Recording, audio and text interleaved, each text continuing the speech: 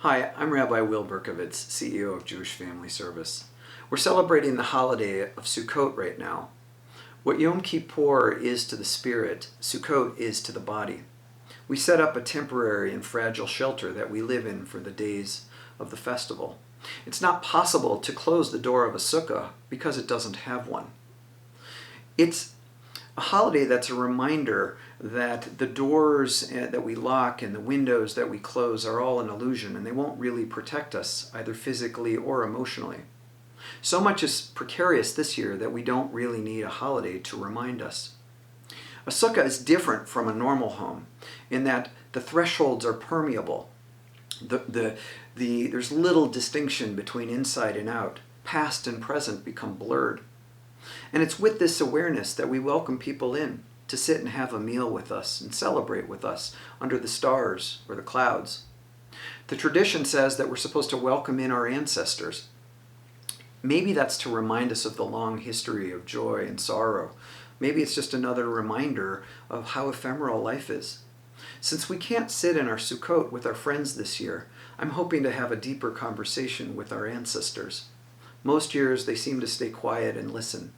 I wonder what they would say about the moment that we're living in today as a society. What advice would they give?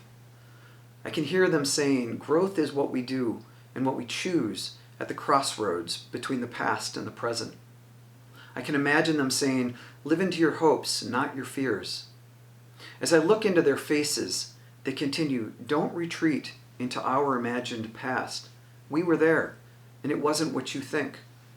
As we're sitting there in this temporary and fragile dwelling, underneath branches that are thin enough to see the stars but thick enough to provide shade, inside walls that flutter in the slightest breeze, I can hear my parents, can hear my grandparents, and all of my ancestors, all those who are now gone from this world.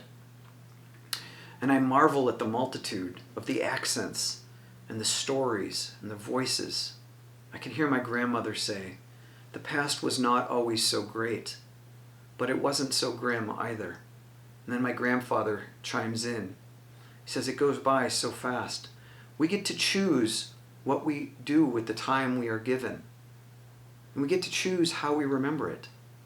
I suspect every one of them would tell me that the past is a lot like the present, because the people that were alive in their day are the same types of people that are alive in ours. One person sinner is another saint.